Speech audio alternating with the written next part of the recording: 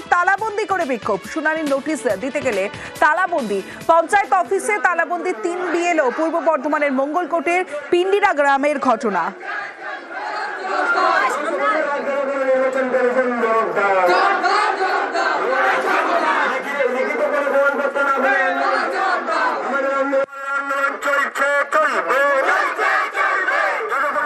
বিএলওদের তালাবন্দি করে বিক্ষোভ, পঞ্চায়েত অফিসে 3 বিএলও তালাবন্দি অবস্থায় এবং রাস্তায় বসে বিক্ষোভ দেখালেন মানুষজন। কিন্তু কি কারণে, সরাসরি চলে যাব, শরদিন্দু ঘোষ রয়েছে আমার সঙ্গে। শরদিন্দু, গ্রামবাসীরা যারা বিক্ষোভ দেখালেন তাদের কি বক্তব্য, এবং 5.5 ঘন্টা পর তারা মানে এই যে তালামুক্ত হলেন 3 বিএলও?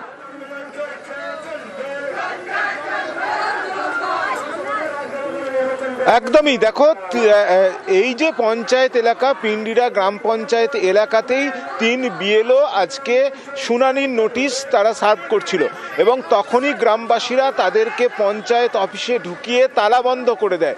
বেলা 12টা থেকে 5:30 পর্যন্ত তারা তালাবন্ধ থাকেন এবং গ্রামবাসীদের যেটা দাবি যে আগামীকাল নোটিশ দেওয়া হচ্ছে, অর্থাৎ 24 ঘন্টাও নয়, তার আগে নোটিশ দেওয়া হচ্ছে বিডিও অফিসে শুনানি কেন্দ্রে যেতে হবে এবং 3টে বুথের 900 ভোটারকে যেতে বলা হচ্ছে। এই যে গণহারে নোটিশ ধরানো, তার বিরুদ্ধে তারা প্রতিবাদ করেছেন এবং তাদের বক্তব্য যে তারা যাবেন না শুনানি কেন্দ্রে, বুথে শুনানি কেন্দ্র করতে হবে, ঘরের কাছে শুনানি কেন্দ্র করতে হবে, সেখানে তারা উপস্থিত থাকবেন।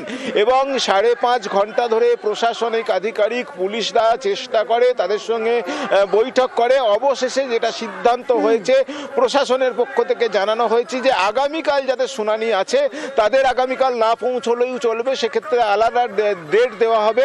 এছাড়া ঘরের কাছে শুনানি কেন্দ্র করা যায় কিনা সে ব্যাপারে সেই প্রস্তাব নির্বাচন কমিশনের কাছে পাঠানো হবে। নির্বাচন কমিশন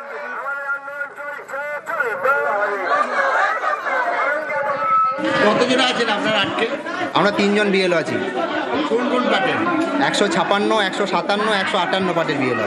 আটকে রাখার কারণ হচ্ছে নোটিশ সাধারণ লোক গ্রহণ করবে না, নোটিশ আমরা কাউকে দিতে পারবো না। নোটিশ ওনারা নোটিশ নেবেন না আমাদের কাছ থেকে। আমাদের এই পাড়াতেই নোটিশটা ডিস্ট্রিবিউট করছিলাম, আমাদেরকে বললো যে তোমাদের নোটিশ দেওয়া হবে না, তোমরা পঞ্চায়েতে ঢুকো।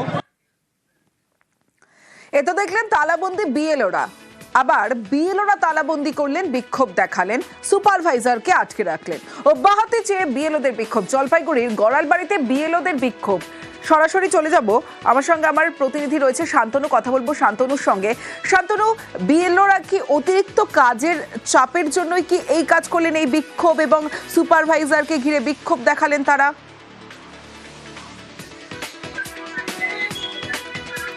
একদম ঠিক তাই, কারণ তারা একদিকে যেটা বলছেন যে অতিরিক্ত কাজের চাপ দিন যত গড়াচ্ছে ততই কিন্তু তাদের উপর চাপ সৃষ্টি করা হচ্ছে কমিশনের তরফে।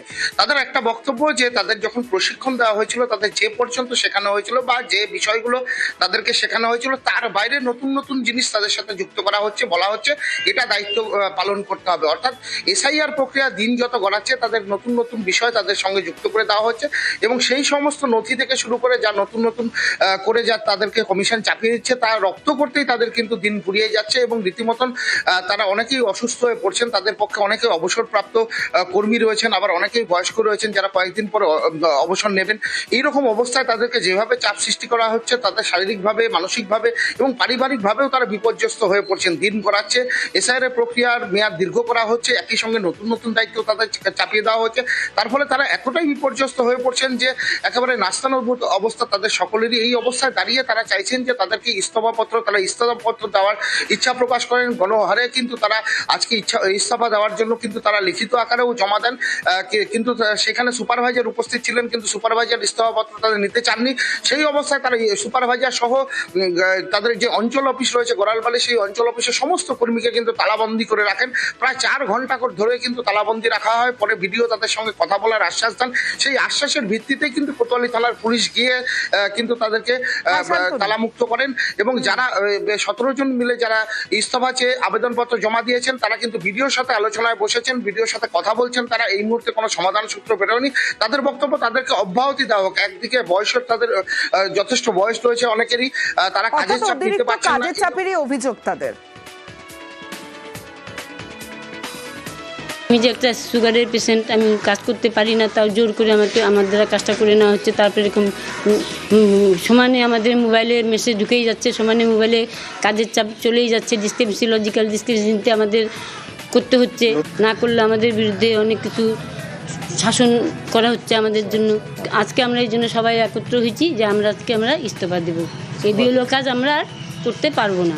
আমি একজন রিটায়ারমেন্ট, অথচ আমি বারবার অনুরোধ করে বলছি যে আমার পক্ষে মোবাইল দিয়ে সম্ভব না, তারপরেও আমার উপরে বোঝা চাপিয়ে দিয়েছি।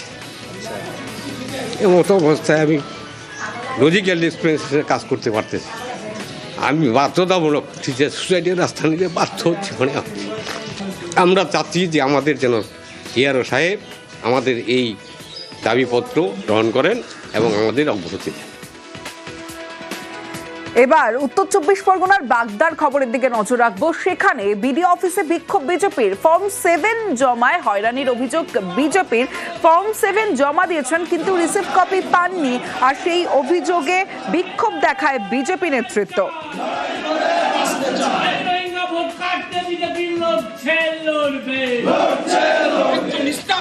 তার জবাব চাই, জবাব আজকে লাস্ট দিনে রিসিভ সেকশনে কেন একজন স্টাফ রাখা হয়নি, তার জবাব চাই, জবাব এই জবাবটাকে রিসিভ দেওয়ার কথা ছিল আজকে, কিন্তু সেই সমন্বয় বৈঠকের পরেও কেন আজকে রিসিভ দেওয়া হলো না, তার জবাব চাই, জবাব সরাসরি চলে যাব, অনিরুদ্ধ কীর্তনিয়া রয়েছে। অনিরুদ্ধ, ফর্ম 7 জমা হচ্ছে কিন্তু কেন রিসিভ কপি দেওয়া হলো না, এই প্রশ্ন তো উঠছে এবং বিডিওকে ডেপুটেশন এবং কমিশনেও অভিযোগ জানিয়েছে বিজেপি। কি জানাচ্ছে বিজেপি নেতৃত্ব?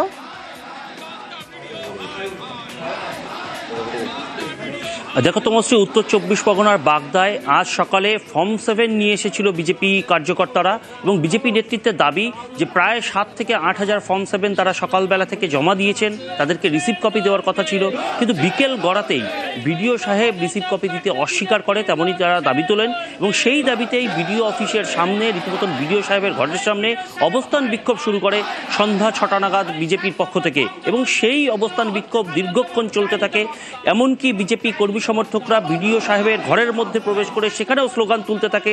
তাদের দাবি যে তাদের এই রিসিভ কপি দিতে হবে। পরবর্তীতে এই রিসিভ কপি না নেওয়ার কারণে অবস্থান বিক্ষোভের মধ্যে থেকেই তারা ডেপুটেশন দেয় বিডিওর কাছে যে কেন এই রিসিভ কপি দেওয়া হচ্ছে না, এবং 7,000-এর উপরে এই রিসিভ কপি না দেওয়ার কারণে দীর্ঘক্ষণ এই অবস্থান চলবার পরে বিজেপির তরফ থেকে ডেপুটেশন দেওয়া হয় বিডিওর কাছে, এবং বিডিও সাহেবের তরফ থেকে ঊর্ধ্বতন কর্তৃপক্ষের কাছে সেই বিষয়ে বার্তা দেওয়া হয়। এবং বিজেপির তরফ থেকে জানানো হয় যে গতকাল 3,000 এরকম ফর্ম 7 তারা জমা দিয়েছিল।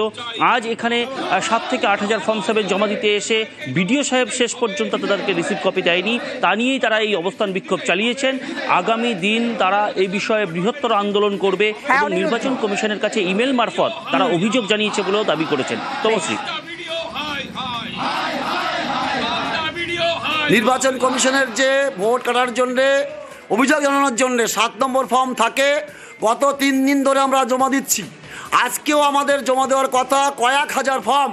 এখন বিডিও সাহেব এবং ওনার যে অফিসার ইআরও এখন বলছে আমরা রিসিভ দেব না, আমরা জমা নেব না।